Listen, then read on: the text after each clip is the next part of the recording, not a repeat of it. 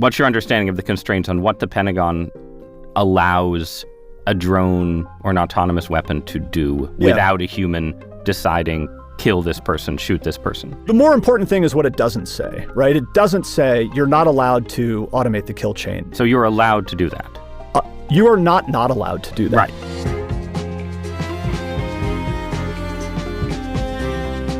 Chris Brose, welcome to Interesting Times. Thank you. Great to be here.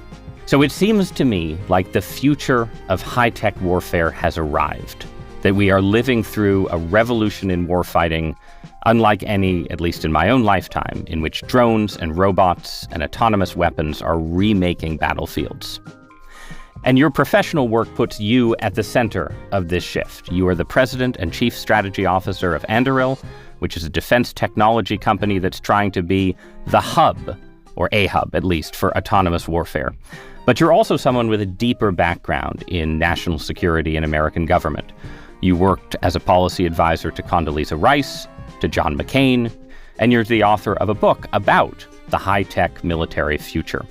So I want to start by asking you to just describe where we are now generally to someone, let's say, who fell asleep at the end of the Iraq War and just woke up. Probably to talk about the future, we also have to talk about that sort of past and present, right? So if you kind of look at, I'd say, the assumptions that we have been operating under for, call it the past 30, 40 years, I think that's what's sort of driven the kind of military that we have. So we have assumed that if America is ever going to have to fight a war, we are going to enter the battlefield with technological superiority against any rival, that we have military primacy in the world and sort of dominance over any potential competitor, and that if our military is called to fight, the war's not going to last very long. We're not going to shoot a lot of weapons. We're not going to lose a lot of ships and planes and other types of big military platforms. So we have built and sort of sized and shaped our military around exactly the kinds of systems that you would expect flow from that assumption, right? Very expensive, very exquisite, very hard to produce military systems and weapons. And I think when you look at the future, I would argue that the assumptions that are now kind of very evident to us in the present, and certainly I think will be evident in the future, are almost the opposite of what we've built our military around. So I don't think that we have the kind of military dominance that many of us in the 1990s and early 2000s just took for granted. I do think we have peer competitors and rivals in the world who are kind of adapting to and really disrupting the American way of war. I think that we are going to find a much more contested battlefield where we're going to lose a lot of planes, ships, satellites, other things. We're going to shoot a lot of weapons, and we're going to have to replace that as an act of production, over a long period of time. I think that is not a future that we're really ready for. So I think all of this points in the direction of autonomous systems, lower cost systems, things that are much more like kind of consumer technology or commercial capabilities than they are legacy military capabilities. And this isn't just the future you're describing. This is the present of one major ongoing war right now, right? And the Russia-Ukraine war. So let's present and recent past. Yeah. I mean, I think this has been apparent going all the way back to, frankly, the Middle East, in the past 6 or 7 years. I think all of the technology that everybody is talking about in terms of one-way attack drones and other things were evident on the battlefields in Iraq and Yemen and Syria going back to 2017, 18, 19.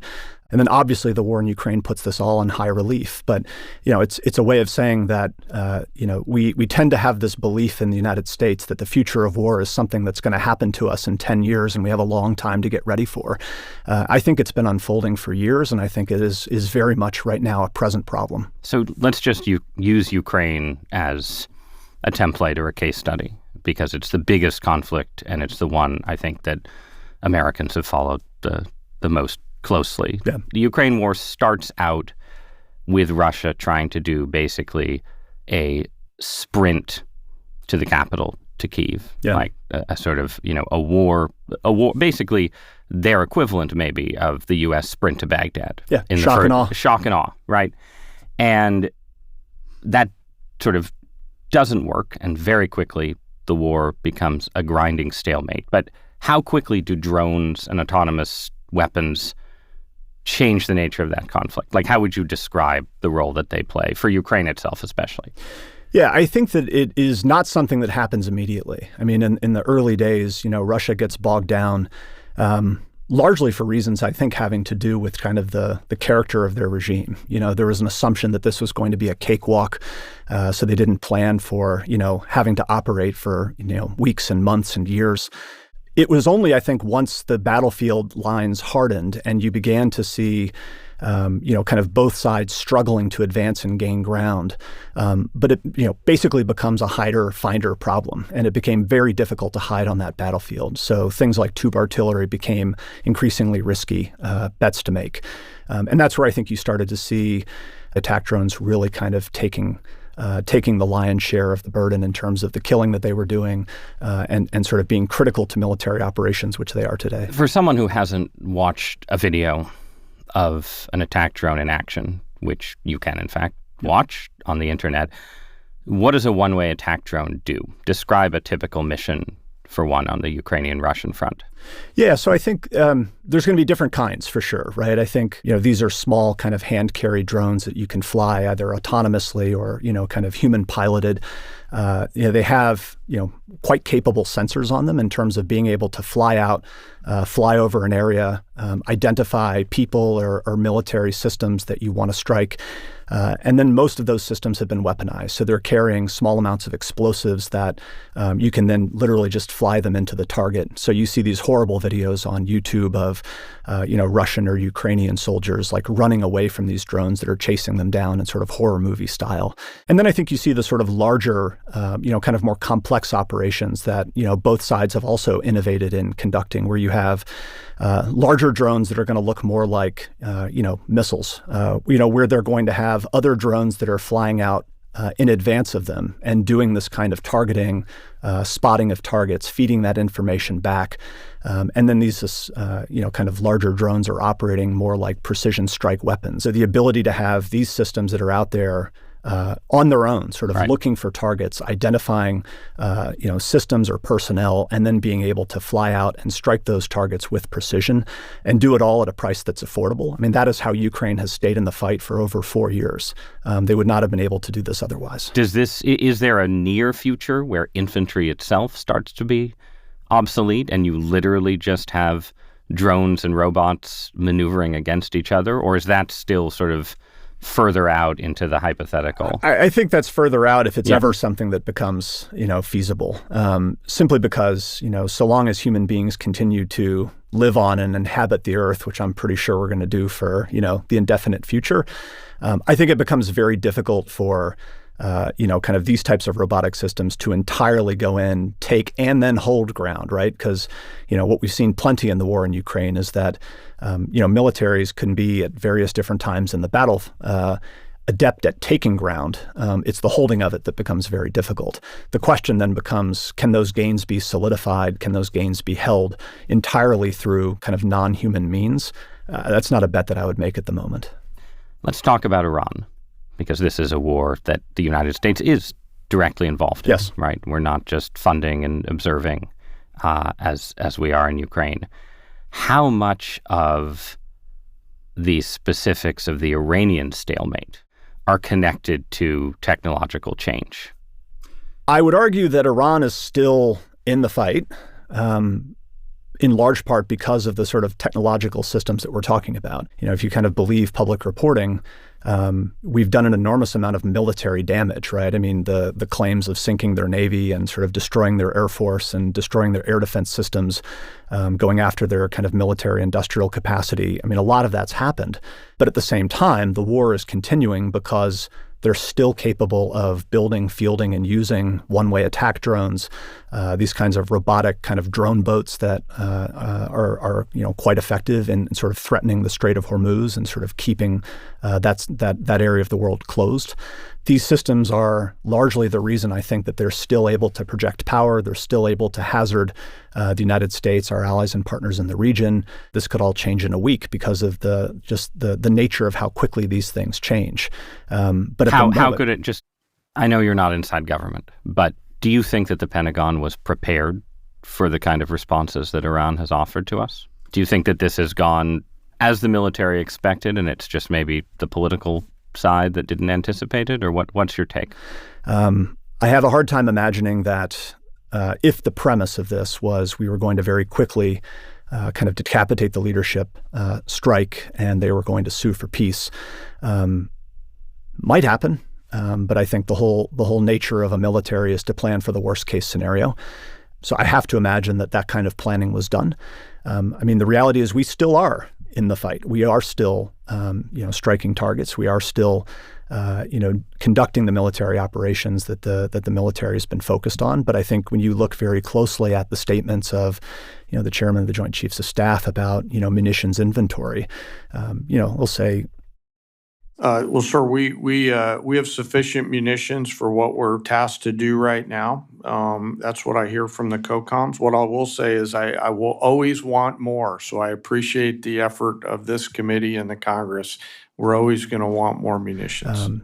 The premise or sort of assumption being that if somehow that changes, or if the military objectives change, or if the conflict lengthens, that might be a different situation. So I think that there were certain things that Iran has been doing that I think were pretty easy to forecast. Closing the Strait of Hormuz was, something that the U.S. military has been worried about for a very long time. The ability to project power through one-way attack drones, et cetera. This is something that they've been doing, again, for a very long time. I think you can take issue with how we've responded to that, which suggests, maybe we weren't as ready as we needed to be. Maybe there are things that we needed to be doing, learning the lessons of Ukraine ourselves, and sort of changing the way that we build our military to be ready for these kinds of disruptions. But it is clearly not kind of creating the political outcome or the military outcome that, at least again through kind of public statements from the leadership of our country, was the intent going into this. Let's talk about American military readiness then in general. There's a lot of talk about how the U.S. is burning through its stockpile of missiles and munitions. Yeah. War with Iran is not a major great power war. No. Right? It's not war with Russia. It's not war with the People's Republic of China. Looking at what's played out in the Persian Gulf over the last month, and just sort of looking at trends generally, is the U.S. prepared for a major war? If you look at it narrowly in the question of munition stockpiles, which is a pretty important indicator of military preparedness, I would say no. And I think this has been known to us for a very long time. And I think the deeper question is, why is that, and how do we fix it? So I think in the opening days and weeks of Operation Epic Fury in Iran, what I've read publicly is we fired something like 8 years worth of Tomahawk missile production. Now, that's an exquisite weapon. It does remarkable things. The problem is that it takes a very long time to build, and once you shoot it, it takes a time to replace. And we don't have, an infinite supply of them. So I think if you kind of look at the question of why are we not ready for this, it goes back to the comment I made at the beginning, which is the assumptions that we've made about warfare.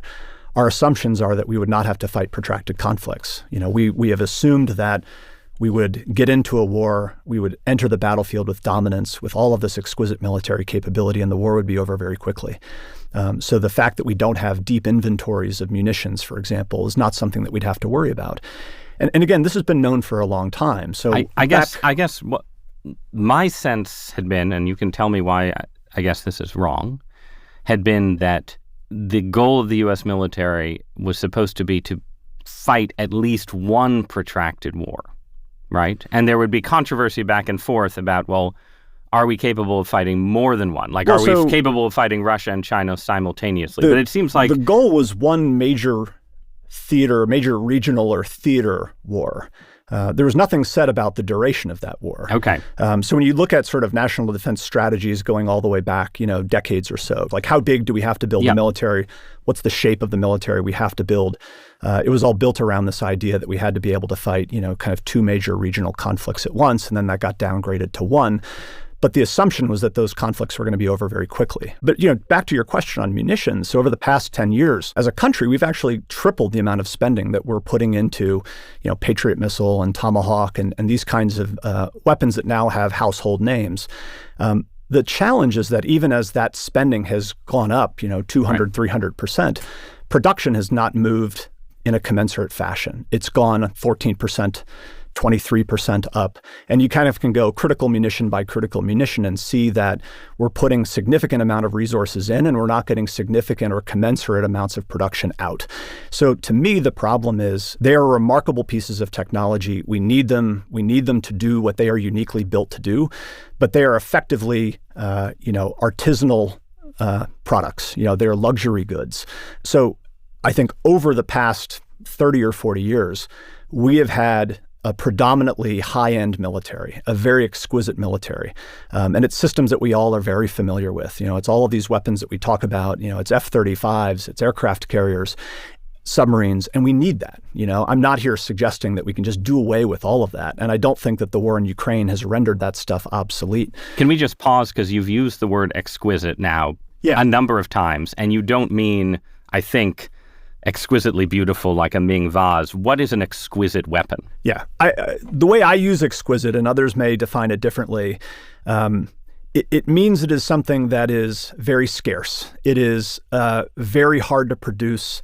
It is something that you're never going to have a lot of. It is going to be very technologically sophisticated or difficult to make. The problem is we can't do only that. And I think you're now starting to see in the Pentagon, the leadership recognizing that you need, what's referred to as a high-low mix. So you need all the high-end stuff, but you also need this kind of lower end of capabilities that, are going to be more producible, more affordable, oftentimes more autonomous. I think the lesson of history, and really the lesson of these recent and ongoing conflicts, is these technologies are going to change warfare constantly. And you're now dealing with adversaries that are quite capable, quite sophisticated, quite high-tech in their own right, very disruptive, and that what we are going to field is inherently going to give us a fleeting advantage. That, I think, is the real lesson that we're going to have to take out of this, not over-indexing on a particular piece of technology or a particular way of fighting, an old system or a new system. It's how do we consistently stay at the cutting edge, learn and field. And that is, I think, what has made the Ukrainians so effective. And I think that is where the United States military, frankly, still has a lot to learn. And the U.S. bureaucracy that supports that military definitely has a lot to learn. All right. So, Anduril. It's a Tolkien reference. Yes. To what? I know the answer, but some people might not. So the name is a conscious nerd detector. So we have identified you as such. The reference, Anduril is is Aragorn's sword in The Lord of the Rings. It is the Flame of the West, is I think the Elven translation. There are active... Narsil reforged. Exactly. It's a broken blade that's been reforged. Correct. Yes. And there is an active debate about the proper pronunciation of Anduril or Anduril. How do you say it? I'm a pretty conventional guy. You're not a native suburban Elvish, Philadelphia. Not a native so Elvish speaker. It's Anduril to me. Okay. I think others might insist that the proper Elven pronunciation is Anduril. These are the fights we have. I'm glad we haven't clarified that question. So having a military industrial company named for something in Lord of the Rings is something that you obviously have in common with Palantir, yep. Another cutting-edge military technology company, one of whose representatives has been a guest on this very show. You're both contractors doing work for the Pentagon. Sometimes you work on the same project. How are you different? Yeah, it's a great question. And I think it's very easy to think that we're the same, right? I mean, putting aside just the name, we have common DNA in the company, common investors. We're both fundamentally kind of software-centric companies. We're just not working with a lot of the customers that Palantir is working with. Like we don't work with, the IRS or Health and Human Services because what we do is just not relevant to them. I think the obvious difference is that Anduril is also building hardware. So we're building sensors, drones, autonomous systems, weapons. We're actually doing that manufacturing. And the software that we're building is a software system that we call Lattice. And what Lattice is doing is actually very kind of tightly integrated and coupled with that hardware in the sense that it is fundamentally focused on the autonomous operation of machines and robotic systems. So how an individual drone, for example, is perceiving its environment, maneuvering through space, identifying objects of interest, moving information, collaborating with other robots, with all of that software having to run inside of that inside of that robot. So if you get concrete about it, right? I mean, we do a lot of work in counter-drone and air defense. And what Lattice has to do as a software system, what we have to do as a company, is actually be able to take the information that's coming out of those sensors, radar feeds and imagery from cameras and signals intelligence from electronic warfare systems. And the software has to be able to build an understanding of the world. It has to build objects of interest, transform data into objects and targets to differentiate, a bird from a drone or an airplane from a missile or a civilian airplane from a military airplane. And then having done that, it needs to be able to communicate with those machines and tell them to keep custody of that target, to keep looking at it, right? To be able to track it through space and time so that the software system, can then task a weapon to go shoot it or defeat it if that's the intent of the human operator. So it's just to say that this kind of system is like what the military would refer to as a fire control system, because you are literally controlling acts of violence through software. And this is why, you look at the OpenAIs and the Googles and others. I mean, we have natural relationships and partnerships with all of these companies. They're incredibly eager to work with us because we have a treasure trove of unique military data that you're not going to go, find in a public setting. You're not going to scrape it off the internet. But you're also building the weapons themselves. Correct. Right. So you're building the model through which soldiers and operators interface with drones and counter-drone technology. Yes. But you're also building drones and counter-drone technology. We're also building the hardware, right? So like describe the hardware. Just to give me a couple examples, offensive and defensive, of the hardware and what like a typical product looks like. Yeah. One of the bigger systems that we're building right now is an Air Force program that we competed on and won called the Collaborative Combat Aircraft, which is a fancy way of saying basically a robotic fighter jet. So, fully autonomous, launching entirely without human control, maneuvering through the battle space, conducting operations under the supervision of human beings, firing weapons, and again, doing all of this over very long ranges, carrying large amounts of payloads, sensors, weapons, other things. So that is the kind of system that we're building that is both a very unique and sort of differentiated piece of hardware, but what makes it special is everything that is smart and intelligent that's going on inside of it, which is foundational, and that's what the Lattice software system is doing. Is that cheaper than the human? Like, is that cheaper than the alternative? Is that an example of the kind of lower cost warfare that you were just talking about? No, that sounds very high end to me. It is high end, but I think this is where even exquisite. I wouldn't necessarily. I mean, look, I would. There are many things that we're doing that I would say are exquisite, but that also doesn't mean that they're exorbitant in terms of their price or in terms of the time it takes to produce them or change them or modify them. This is an incredibly capable system, but it is a fraction of the cost of an F-35, for example. Okay. And the whole notion is that it is an unmanned or uncrewed or autonomous system, so that you can take risk with it that you would never take risk, with a $100 million airplane that has a human soul aboard.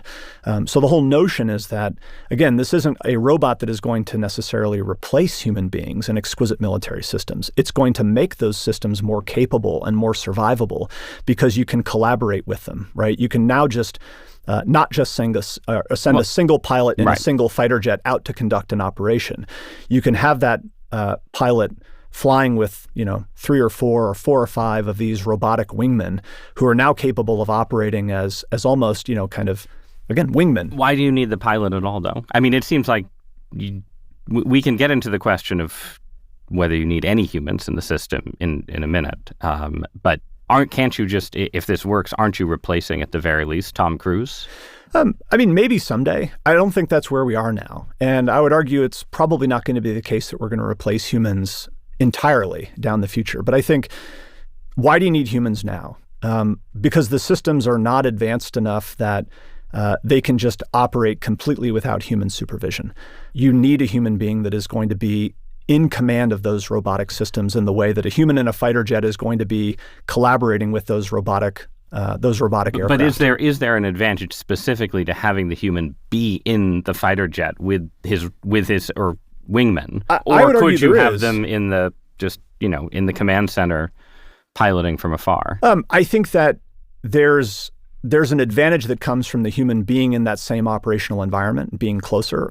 In a world where we're seeing jamming and denial of communications, the ability to have an aircraft that is physically in communications with those airplanes, even as they are operating in highly autonomous ways, I do think is a necessity in terms of how we are going to think about just the ethics of this or the ethical use of this technology. I think that's important. I also think the military advantage is I look at this more as the augmentation of human beings with intelligent systems or robotic systems. That ultimately it's not a question of is the human better or is the machine better. It is the human machine team actually more effective than either the robot or the human by itself. And I think a lot of the analysis that we've run, a lot of the analysis that we've seen from the government is absolutely the case. What about on defense?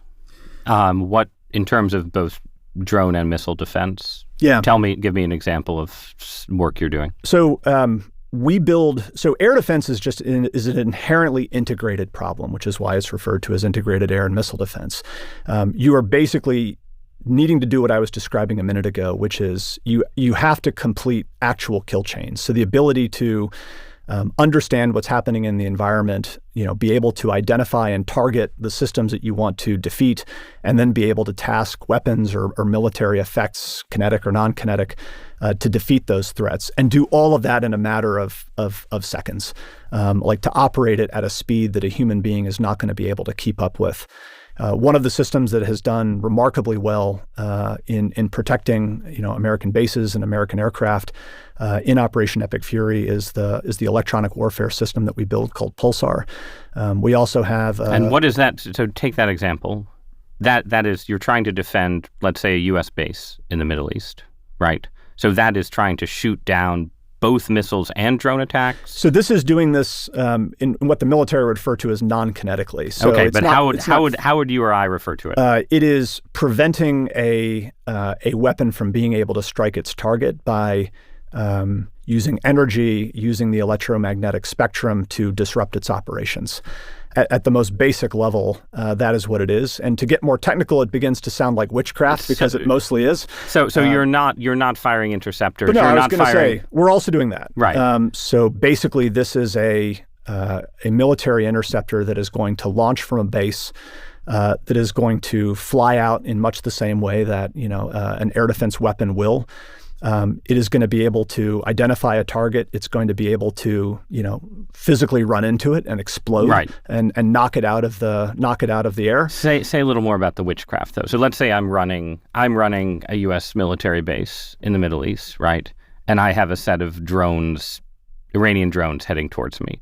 So on the one hand, I have as weapons as countermeasures, right? My set of maybe ideally reusable rockets, right, that will intercept and take them down.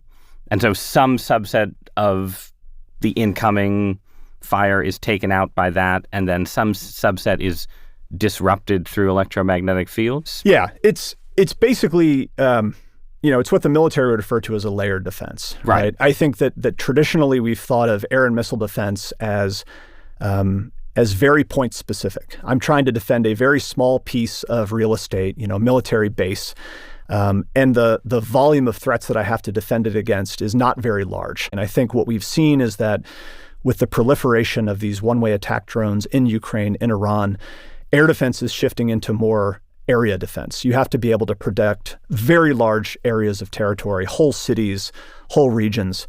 And it just requires a much larger volume of sensors, a far larger volume of weapons.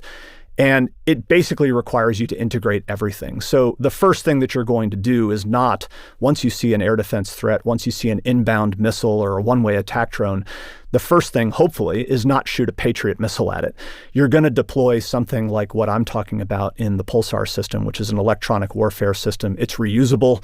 It is essentially trying to defeat inbound threats with jamming, with so it's not energy. Is it shooting something up? No, it is a directed energy weapon. It's creating fields around. It's a force field, Ross. It's a force. No, it is effectively a force field. That's what I want you to say. There yes, you go. So yes. for the listeners, it is a force field battlefield. We have done it.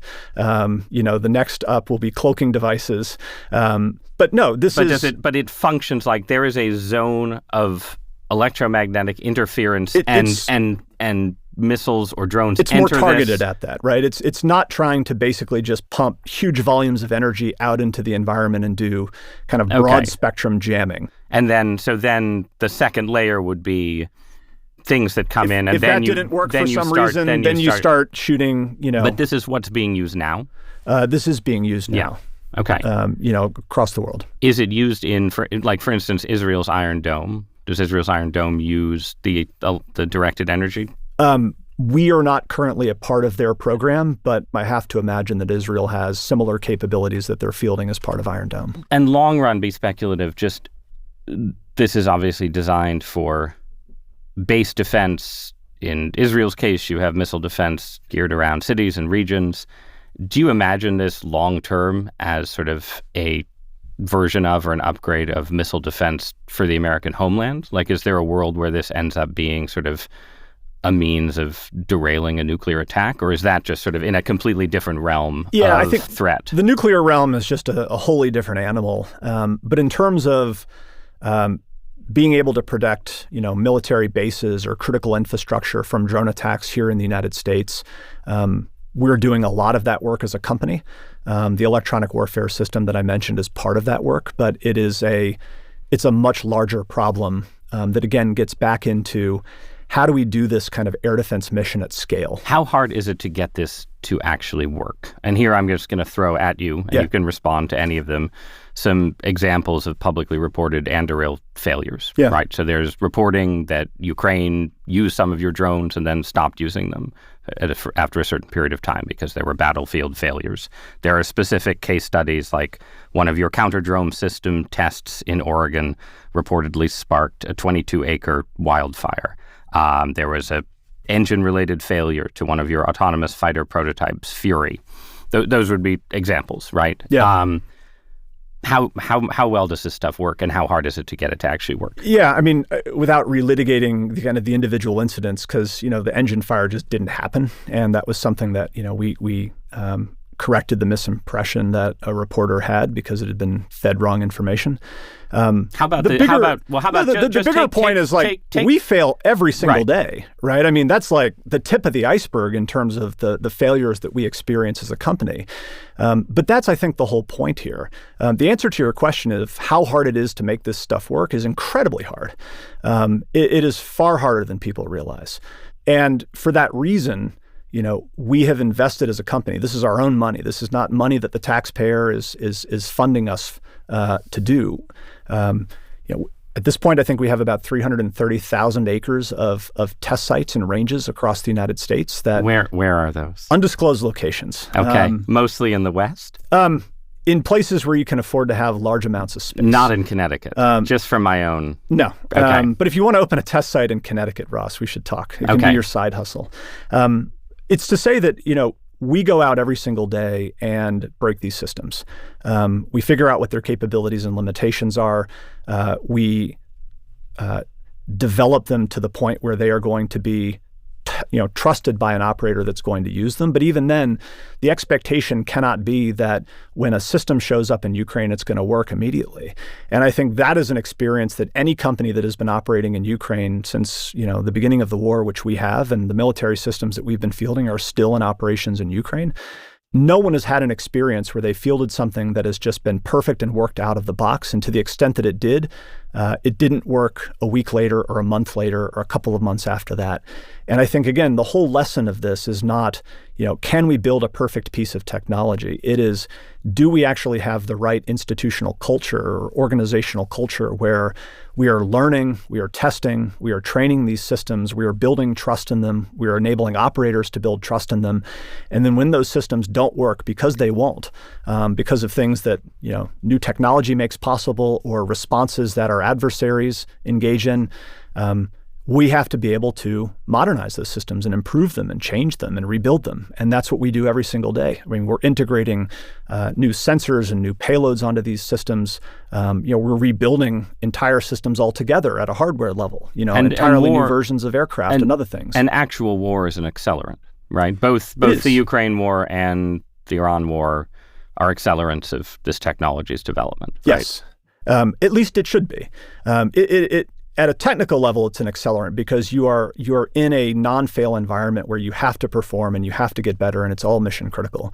And that kind of incentive is exactly the kind of pressure that we want to be under, because at the end of the day, we are building autonomous systems, and autonomous systems are by nature very finicky, right? I mean, you take them into one environment and they perceive the world differently. You take them into a different environment and you have to do a certain amount of retraining. All of this ultimately comes down to the trust that human beings are going to place in them. So if those systems are not predictable and reliable, if they don't do things in a repeated and sort of high trust way, operators are just not going to use them, right? There's no points for being autonomous. There's points for being effective and for being useful.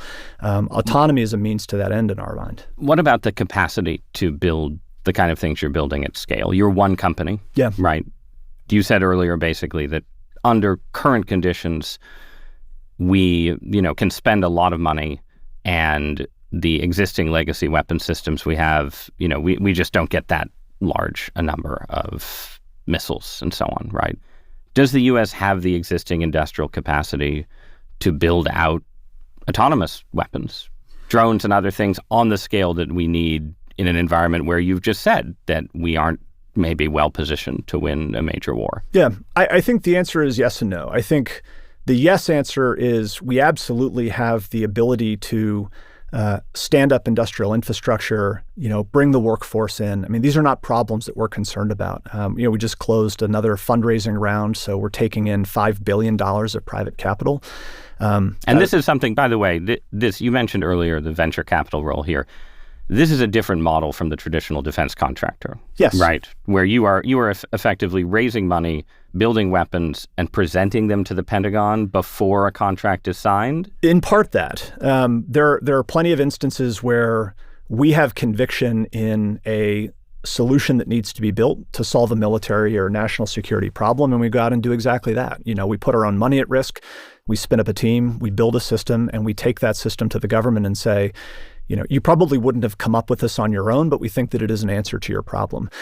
As we've become a larger company, we've also had to kind of change the business model and engage in different bets, which I would argue makes it start to look much more like, the commercial economy that we're all familiar with, which is if you give me a contract to build weapons, the traditional way of doing it is the government is going to pay the provider of that traditional weapon all of the costs to build their facilities, to hire their people, to cover the overruns when the program goes over budget and off schedule. The taxpayer's on the hook for all of that, and the industry partner really isn't bearing a lot of that risk. I think what is changing now, and I think Anduril has done a lot to change it, but I also give a lot of credit to the current leadership of the Pentagon that's trying to change this business model as well. Let's try to make this more like a commercial transaction where I sell weapons and you want weapons. If you give me a contract to build a lot of weapons, I'm going to go off and build those weapons. If I am off schedule or if I underperform or if I'm behind, that's all on me.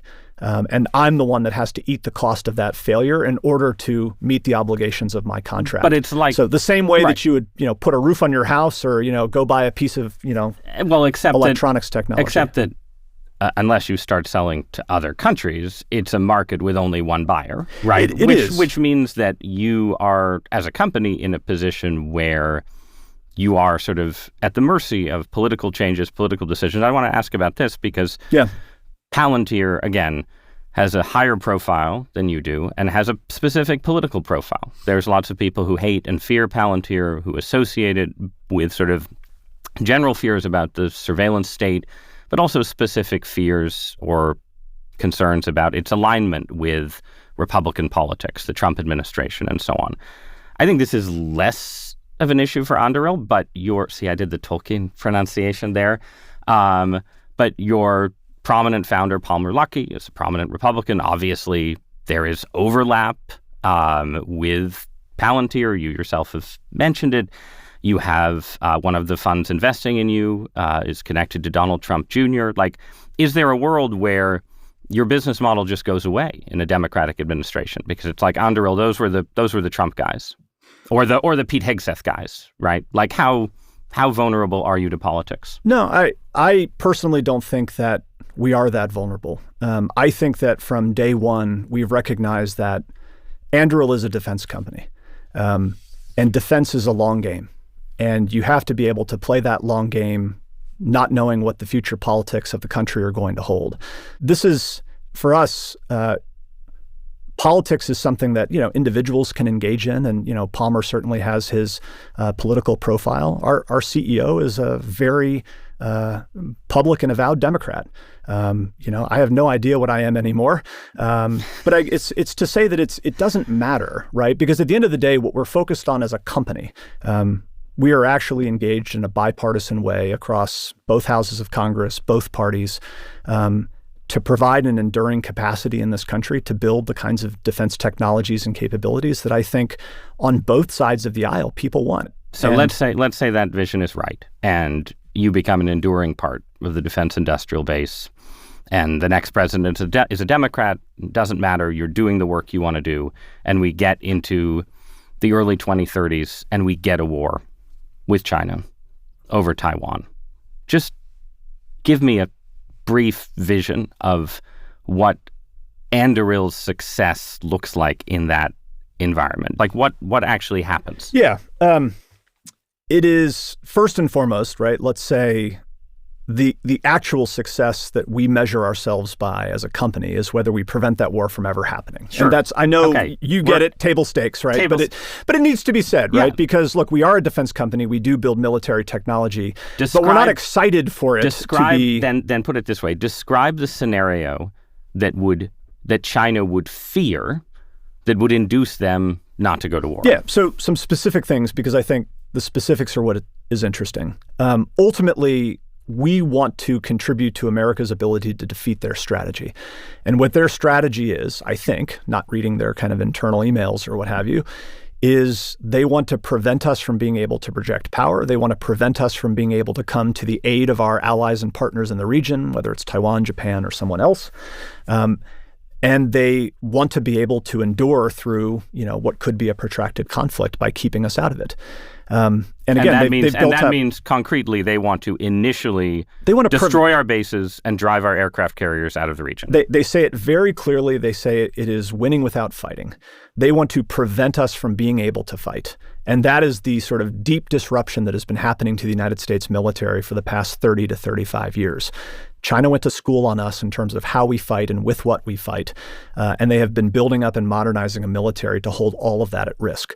So specifically, what we want to be able to do is we want to be able to break that advantage. We want to make the bases and ships and aircraft carriers that are going to be under threat in that region defensible, having larger numbers of robotic systems that are purpose-built for the Indo-Pacific region, right? So I think a lot of people look at the war in Ukraine and say, on the one hand, we just need to buy everything that the Ukrainians are building, quadcopters and others. Or on the other hand, or have the Taiwanese buy them. I'll get to the Taiwan question and the allied question in a second. But the criticism of people who over-index on the war in Ukraine is, none of this stuff is relevant in the Indo-Pacific region. The distances are too vast. The geography is so large. The threat from the Chinese is so much greater. And there's a degree to which that's true. I think the point is that what we actually need to be doing is, I think, what we're doing as a company, which is not just carbon copying what the Ukrainians are doing, but learning the lessons of that battlefield and the attributes of those technologies and building different kinds of military systems that are purpose-built for the United States and its allies for different geographies and for a far higher bar of threat that we would be facing from the Chinese Communist Party. And then I think specifically to your question about Taiwan, because these are the places where, you have the flashpoints of conflict where a conflict might emerge. I think that we have to do our best to support the Taiwanese government in making themselves more defensible, making themselves into the kind of adversary that is so distasteful that the Chinese military, the Chinese political leadership just doesn't want to take that on, right? So looking at this, and that means like drone swarms when you have an attempted amphibious landing. Yeah, making them more defensible from the types of inbound missiles, cruise missiles, ballistic missiles, one-way attack drones that they're going to be faced with, giving them the ability to defend against and sort of endure that sort of onslaught, the ability to project power in a way that keeps them in the fight. And that is work that Anduril is doing. I mean, we're providing that capability, obviously, with the U.S. government's blessing directly to the Taiwanese armed forces. And it's something that we intend to do a lot more, provided that they have the will and the means, and the U.S. government continues to back us in doing that. All right, let's end with the ethics of this strange new world. Yeah. Right. You talked earlier about emphasizing the idea of keeping humans in the loop, keeping humans involved. What are your actual core principles as a company when it comes to what is allowed to happen autonomously in a conflict area? My general frustration with the ethical debate right now is that it feels very kind of unsophisticated and stale. I think on the one side, you have folks who basically are looking at the reality of the security dilemma that we face, which is our adversaries are going to do all of this. They're going to build these autonomous systems. They're going to take human beings out of the loop, and they're going to gain a military advantage. And if we don't do that, we'll be on our back foot. And there's a degree to which that's real. By the way, just in the case of Ukraine right now, you have drones killing people without a human in the loop, right? Already? I don't know everything that's going on there. I actually think a lot of what you've seen more recently is you don't have that. You have drones that are being piloted by very capable drone pilots that are the ones flying them into their targets, whether those targets are people, soldiers, or military systems. I don't think that you are seeing a large amount of automation yet on the battlefield, but I think that too could change, that if the Ukrainians start building up more of an internal capacity to shoot deep, right, to shoot longer range one-way attack drones in volume deeper into Russia, you're probably going to have to automate more of the operations of those systems. And you would be just sending them out and saying, go until you see something to kill and kill it. That is a version of it. Yeah. I think that again, I think to go back to your question about the ethics, I think on the other side is folks who look at this and say, this technology is so new, it's so unprecedented that we just have to ban it outright. We just have to never go there. And I think that that's also not a sophisticated position. And I think that to answer your question directly, what I think we try to stay focused on as a company is the reality that over the past decades, and I would argue centuries, Western civilization, the United States in particular, has built up a body of laws and, policies and doctrine that enables us to bring brand new technology into military use, to weaponize it, and to use it in a way that is still ethically constrained and thought about in a serious and ethical way. What we need to be doing a better job of as a country is not throwing out this remarkable body of sort of, ethical thinking and action and doctrine that we've built up, but actually applying it to govern how these technologies are being built and introduced to military operations. Because I think that there's nothing to me that is so new and so unique and so unprecedented about these technologies that the sort of ethical frameworks that we have brought to bear to solve past problems can't enable us to solve these future problems. That's okay. That's very general, though. I want you to make this concrete. Yeah. What are the current existing constraints on what the Pentagon, what's your understanding of the constraints on what the Pentagon allows a drone or an autonomous weapon to do without a human deciding, kill this person, shoot this person? So if you look at the actual policy, it's a very serious document, but it's also quite broad, and it would account for a lot of things. And I actually think that's right and well and good. I think that people also need to realize. Wait, but what does it say? I know it's very broad, but what is there a specific? The more important thing is what it doesn't say, right? It doesn't say you're not allowed to automate the kill chain. It doesn't say that you're not allowed to build a military system that is capable of basically being a lethal autonomous weapon. So you're allowed to do that? You are not allowed to do that. Right. Okay. I think what the point is that people also have to appreciate that bureaucracies by nature, and military bureaucracies in particular, are inherently conservative. And I think that it's a fundamental misunderstanding. And I'm not saying that you're guilty of this, but I think that many are. It is a misunderstanding. I could be guilty of it. That's okay. It's a misunderstanding of our of our defense institution, that they're just going to take a bunch of unproven technology and then willy-nilly kind of throw it onto the battlefield and see what happens. Because at the end of the day, what they are accountable for and the consequences of their work is life and death. Not just life and death with respect to, enemy combatants, civilians, but also for our own personnel. You don't want a weapon system that malfunctions. You don't want, a drone or an autonomous system that hallucinates. So there is a process that all new technology has to go through. And I think that it is going to be no different in the case of these kinds of more highly intelligent, highly autonomous robotic systems, where you are going to rigorously train them to do very specific things. You're going to test them to determine that they actually perform those tasks the right way, effectively, repeatedly, predictably. And in the process of that training and testing, you're going to build trust that those systems are safe to use and effective to use. And where in that process do you determine where the moral line is for letting robots kill people? So to take a specific sort of point of differentiation, how I would answer your question would be very different in a defensive application of this technology than an offensive application. If I'm going to take a highly intelligent machine and send it downrange to go hunt targets and basically make its own decisions about, what to do, what to shoot, et cetera, there's going to be a far higher bar applied to letting that system go off and do those things than a similar system would be if it were employed in a defensive setting, like an air defense application we talked about, where the risk of not doing that is that the human beings that are under threat from those inbound missiles will be too slow and too incapable of being able to defend themselves.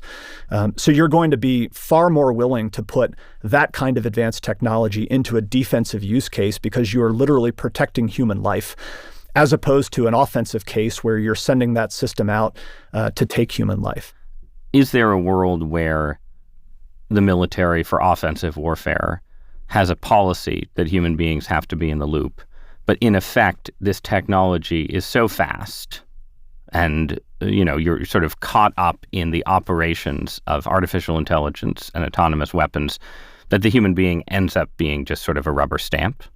Right? Because that seems like a possible future too, that you technically maintain humans in the kill chain, but in practice, you never want to be the mid-level soldier who says no to what the AI is telling you to do, right? I think here too, it's also highly contextual. Like, I absolutely can imagine a world where we build lethal autonomous weapons and we use them exactly as you were describing. Again, back to this ethical framework. When the United States military goes to war, we will declare what are called areas of active hostilities. And what you're saying to the world is, this is a war zone. Do not go there. If you're, a commercial fisherman or, commercial mariner, do not take your ship through there. Do not fly your aircraft through there, because this is going to be an area where we are lowering the bar for how we are going to use violence, or we are going to delegate more of our military operations to intelligent machines in order to gain that advantage or not lose that advantage. But you are doing so in a context that you've created that gives you much higher assurance that you're not going to be making mistakes, killing civilians, killing your own people. And again, I think this is where, I apologize for continuing to come back to the context and the specifics, but I think that's where all the devils lie in these kinds of ethical discussions of these new technologies. So then 2 last questions on that, just from your perspective as someone who is making weapons for the military, but you do not work for the military. Does the private company that does this kind of work with the military just have to accept as the basis for doing business that you are trusting the military in these specific circumstances, right? And because this is obviously something that's come up a lot with the big AI companies, which are not defense contractors, but now kind of are defense contractors. And famously, Anthropic maybe had problems with how the Pentagon might use its AI, and this led to conflict between the Pentagon and Anthropic. What's your view of the place of the company, the private company doing this work, in thinking about how the weapons are actually used? I think working with or working for the government is kind of an all or nothing venture. And I think that's how it should be. I don't think that we ever want the builders of technology in America to basically enact a veto over how our government is using that technology. I think that is a decision that needs to remain in the hands of the American people and their elected representatives. And I think that for companies that want to work with the government, that's what you're signing up for. You are signing up for the belief that working for our government is inherently good. It is something that is necessary and right, and that you are believing that the government is going to be following the laws of the land. It's going to be constrained by the checks and balances of the Constitution and our other institutions of government, but that you can't show up and try to sort of veto individual use cases, right? As a builder of weapons in the United States, I can't show up to the Pentagon and say, you can buy my weapons, but you can't give them to Israel. You can't shoot them in Yemen. You can't provide them, to the American military in Operation Epic Fury, or share them to the Taiwanese or the Europeans. You basically have to say, look, I am here to provide a capability or a service, and I am trusting that the government is going to, they're going to make policy, they're going to follow the law, they're going to be checked and balanced and constrained by the other institutions of our government. And that's, I think, what you're signing up for. If a private actor, a company, or a person doesn't believe that they can support their government in that way, providing them that technology or service, the right thing to do is just to walk away, right? To not to do that work. And there are plenty of companies in America that choose not to engage in defense or choose not to, provide capability to the government. And that is, I think, an absolutely ethically supportable decision. And, I think it's a good thing that in America, we have that choice. We have that luxury. I think, where Anthropic went wrong, and there's plenty of blame to go around, but I think it is, I don't believe we want these kinds of technology companies, to include us at Anduril, showing up and trying to dictate to, our elected representatives, our leaders, our, Senate-confirmed officials, and ultimately the American people, what they can and can't do with the technologies that we're building. Stipulating that that's true, and that that's just inevitably going to be the necessary approach that you take, I'm just curious, as a last question, whether there's anything concrete that you fear with this technology. And I'll just say, as context, the pattern in major wars in most of human history, especially where technology is involved, is you get in a major war, it goes on a long time, and you escalate the use of new technology to a threshold of moral danger. And this could be poison gas in World War I. It could be the strategic bombing of cities and the use of nuclear weapons in World War II. There are other examples, right? But it seems very imaginable to me that you get in a major war with autonomous weapons and a system of moral constraint that works right now starts to go out the window. And I'm just curious to end, are you ever afraid of where the things you're building could be taken? I think you have to be, and it would be irresponsible if you weren't, for me or for anybody who is working in this area of technology to fear the sort of future use cases that these systems could be put to, or the ways in which they would develop. But I think to your question about those future scenarios, at the end of the day, the only thing we can focus on is building the best technology that we're capable of building to support, the United States, our government, our allies and partners, recognizing that the future use cases, the context, all of these things are going to change and be different. And it's hard to answer your question in the abstract because, a few years prior to World War II, if anyone could even contemplate, an atomic bomb, it would be hard to imagine that someone would support that as like an ethical use. The point being is that these things remain highly contextual. And sort of what you are willing to condone and what you're willing to do is going to change based on the circumstances you find yourselves in. And I think the only thing that you can do as a builder of technology is, again, provide the best capability that you can, keep the United States and our allies and partners on the cutting edge of technology to try to ensure that those wars never happen. But in the event that, God forbid, we find ourselves in them, recognize that those are going to be the decisions that the elected representatives of the American people are going to have to make under very difficult circumstances. And we pray we get they get them right. All right, Chris Brose, thanks for joining me. Thank you. Great to be here.